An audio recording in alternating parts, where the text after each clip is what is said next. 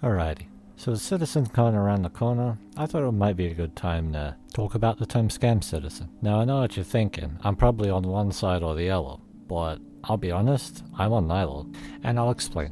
Now while I do love to see the game succeed, I can also see the reasons as to why people will have their doubts, but I'm not here to talk about that right now, because that discussion has been already done to death at this point, and I feel like I really can't add anything to it. But what I am here to talk about is basically my perspective on things, and if that could maybe shed a bit of light on creating a third perspective, an indifferent perspective that would be really happy to see the game succeed, but if everything fails, well, that outcome can be accepted. Obviously this all needs to be taken with a grain of salt, and this is ultimately to answer the question of, well, how do you feel about losing all the value of the money you put into the game? Now before we get to that, let's just recap on where I stand right now with this game. I originally backed the game back in 2014 as a kind of like spur of the moment thing. I wasn't thinking much, and I just kind of blew $50 at the time just to get myself in. Back then it was pretty much nothing but a hangar that you can just walk into. My PC was a complete potato and I couldn't really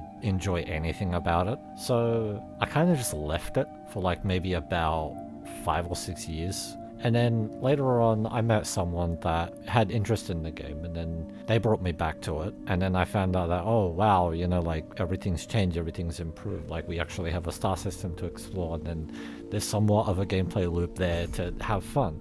And you know, over time I've been having my fun with it and whatnot, and I upgraded my pack from an Aurora to a Cutlass, and then well that one was a gift. Then the rest of the way from Cutlass to Cutlass Red, that was from me.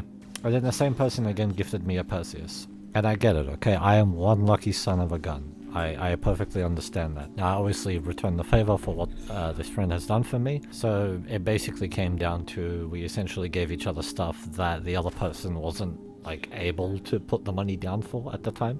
Ultimately though, that's still quite the loss if the game fails, right? Now, with that said, we can finally get to answering that question from earlier. What do I do if all that value is gone? Well, let's look outside of Star Citizen to answer that question, shall we? With other MMOs, you can put down a fair bit of money over time, right? It's very easy to play a game for a couple thousand hours and then you just end up putting, you know, a few $1,000s in there over the years. So that will ultimately one day be gone. Everything you did, everything you put in is gone. So if we're gonna work on the logic of why put money into a game if you're gonna ultimately lose it all, then we really shouldn't be paying a cent for anything then, shall we? Only just games we can keep indefinitely, like single player games with a story. But a different way of looking at it is if you work on the every hour of fun you have, you pay a dollar perspective. Now I get that Star Citizen is not a finished game yet, and there's a fair bit of bugs that kind of either inconvenience or completely destroy your experience. Not to mention the server 30Ks and all matter of visual bugs that you get to experience. At this point I've just grown to accept these things, and ultimately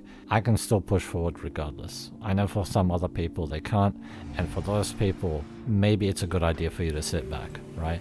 That's the thing about this game. I don't feel like it's something I could recommend to everyone. Only those who are truly passionate about a space sim, and those who are willing to make compromises for such an experience, because there is nothing like Star Citizen out there. Here's the thing. If you want to put the money down, I say at least be willing to accept the fact that there's a possibility that this game may not succeed. But so long as you can have your dollar per hour fun out of it, then if that does happen, at least it was fun while it lasted, right? It's also still okay to criticize the game openly and tell the developers, hey, you should fix this, you should fix that, and I'm not against that at all. If anything, that would ultimately benefit the game. And that's the thing, you know, I see other creators just heavily complaining about Star Citizen and saying that they've lost faith and all that, yet they still play it. That goes to show that the reason why they're so upset is because they care too. But at the end of the day, you know, it's your money if you want to put it into the game, right? I shouldn't be the one to tell you how to spend it, nor should anyone else. If you're fully aware of everything and you're more than happy to put that money down, well, that's up to you. I'm just saying my logic on things right now, and you don't have to take that as your own. Everyone is allowed to make their own opinion. But with that said,